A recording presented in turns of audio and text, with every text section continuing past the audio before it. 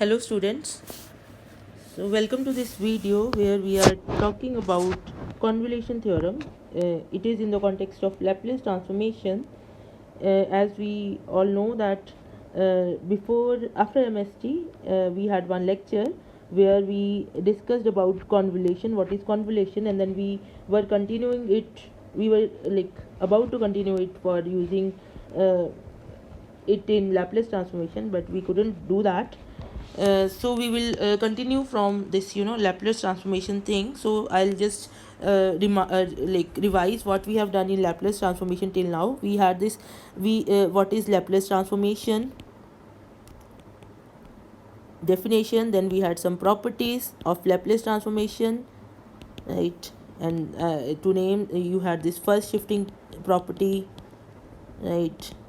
You had linearity property, and you had what will happen if you multiply with x on the left hand side, like Laplace transform of x f of x, derivative on the right hand side minus dy by ds of f of s. Then we had seen what will be the Laplace transform if you divide with x, and so on. And after that we had Laplace inverse, and then we had done properties of Laplace inverse. So this is what we had done for Laplace transformation till now. Right, now let us see what we are going to do for where the convolution theorem comes into the picture. So if I ask you that you have this function fx plus gx and you want to take the Laplace transform of this function, then you tell me you have this linearity property, you can straight away do this thing, plus L of g of x, right? But if I give you L of f of x into g of x, right, let me not use this star because I am using it for something else. Dot means product. This is not equal to L of f of x into L of g of x. So we don't have this property, right? And we had seen that this property, first linearity property, it had made our life much simpler when we were finding the Laplace transform of different functions. So now we see, can we have some property which is similar to this property? Can we have something? This is not true. Okay, so can we have something like this? Okay, not exactly this. So this is what you do, right? If you go to a market to buy, say, something you like, maybe some dress you are looking for, if you don't get whatever was your exact choice, then you look for something which is a little bit lesser than what you were thinking, what you had in your mind, right? So that is what, so we are looking for an alternative to this, and here the convolution come into picture,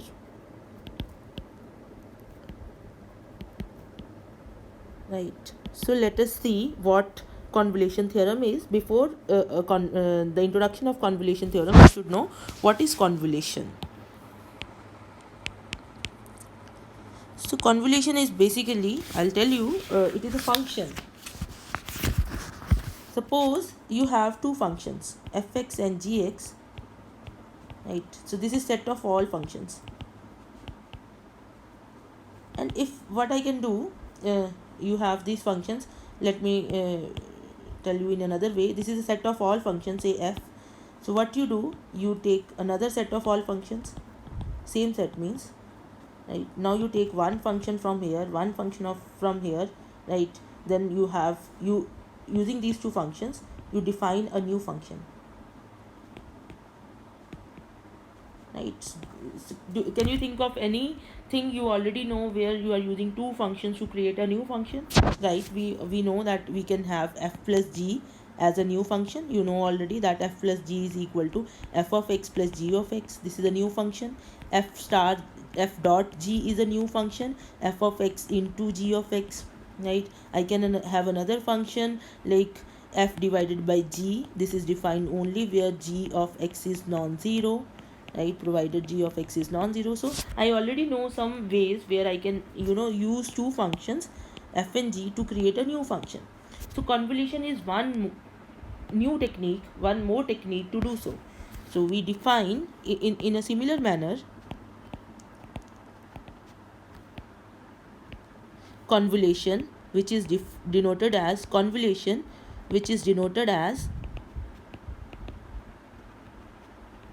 f star g, this is defined as f star g is a function, so it will be evaluated at a point say x. So this is equal to limits from 0 to x f of t, t is a dummy variable, g of t x minus t dt, right?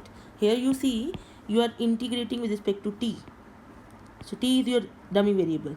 So when you integrate it with respect to t, when you integrate it with respect to t, you will get a function of x and t, and then you put the limits of t, these are the limits for t, right? Then you put the limits for t, which is lower limit is t equal to 0, upper limit is t equal to x. So everything else will be, so everything will be a function of x only at the end. Everything at the end is a function of x,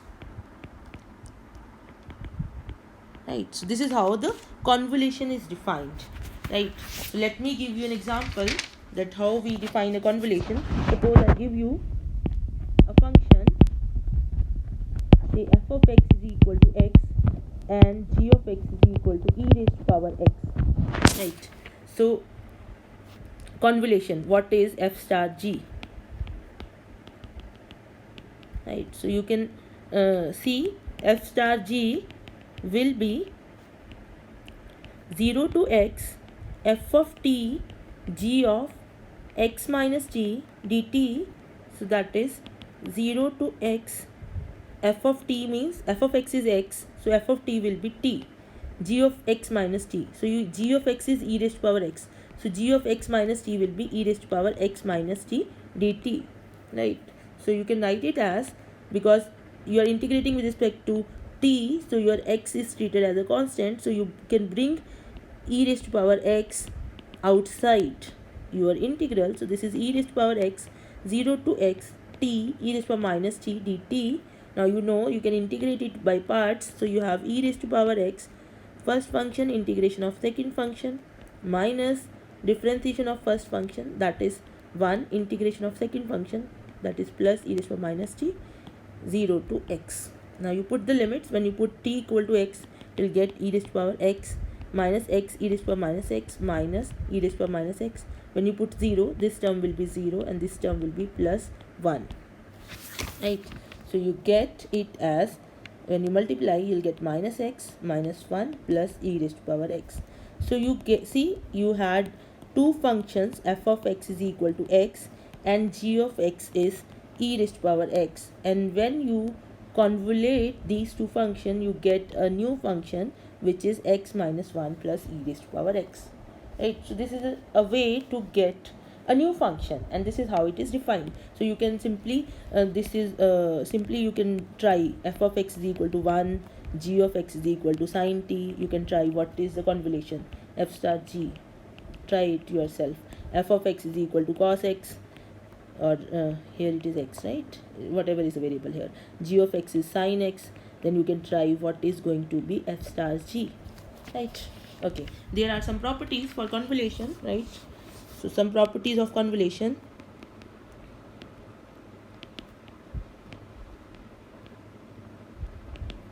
Some properties like f star g is same as g star f, right? I'm not proving this, but I can just, okay, one I'll prove one at least. So you have f star g x is 0 to x f of t g of x minus t dt, right? Now I want to prove it, and here you see this property means that doesn't matter which function you are writing in the first place and which you are writing in the second place. This is commutative property and this is very important, right? So we want to prove, now we want to make it g star f, right? For that, what can you do? You want t here, right? So what we are doing, we'll substitute x minus t equal to another variable, say u, right? So you have minus dt equal to du, right? And now you want to change everything, you want to change everything into u, so it will imply that t is x minus u, right? and limits of t will be limits of u that will come from here. This is one thing. Another thing is from here we'll see this is another thing, and another thing is this is from here limits of t limits of u क्या होंगी. So you have at t equal to 0 your u will be x, at t equal to x your u will be 0. So you have limits as 0 to x to 0, right? Now you have u here. In place of t you will write f of x minus u, and here in place of x minus t you will write u g of u, and here you will write minus du, right? So you see what you'll get. Now with this negative sign you can change the order of integration, not limits of integration. You can make the upper limit as lower limit and lower limit with upper limit with the negative sign.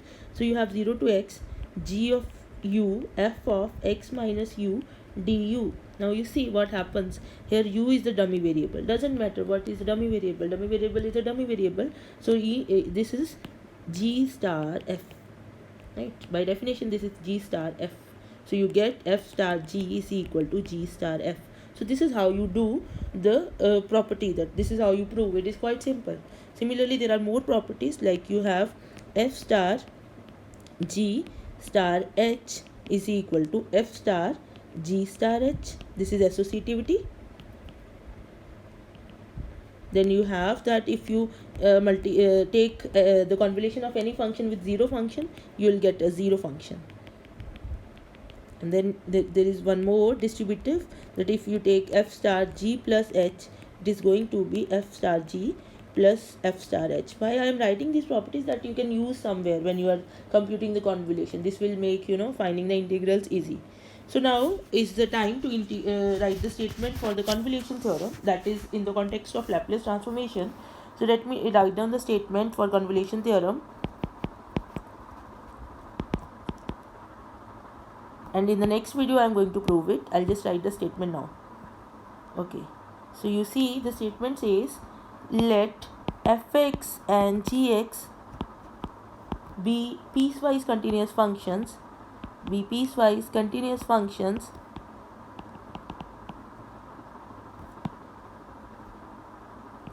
on 0 to infinity, right, and be of exponential orders. So it means that Laplace transformation for these functions is defined, and be of exponential orders. Then Laplace transform of f star g is equal to Laplace transform of f multiply with Laplace transform of g, right? So this is quite important. Here we were looking for L of f g. Can we replace we were looking for an alternative to this, which is not true. So here we say that in place of dot, if you have a star means convolution, right? Now you see the innovation behind this, right? Here if you replace dot with the star, which means convolution, then this property is true. So we have an alternative, and from here we can have f star g is equal to Laplace inverse of L of f into g of f, L of g. It means that if you have Laplace transform, like for example if you have something like 1 upon p minus 1 raised to power 4 into 1 upon p minus 7 raised to power 8, right, and I want to take the Laplace inverse of this thing. So till now what you know, if you want to take the Laplace inverse of this thing, what you are going to do, you are going to make the partial fractions, right? That is quite difficult because you see 4 power and 8 powers are involved. But now this theorem says that if you have product of two functions which are in p or s, then you want to take Laplace transform, then what you do, take the Laplace transform of the first function, inverse of the first function, right? Take the Laplace inverse of first function, that is call it f, and then take the Laplace transform of inverse of second function, call it g. Then Laplace inverse of the product will be the convolution of these two. We will practice these questions and we'll see that this is quite useful. So first of all we'll prove this theorem in the next video, right, and then we'll do. Thank you for watching our video. Please do share and subscribe, and also you can join our channel for paid membership, we have three plans: 59, 89 and 119. Right, for this you have this three live sessions in a month, and for this you have three live sessions plus one video of your own choice.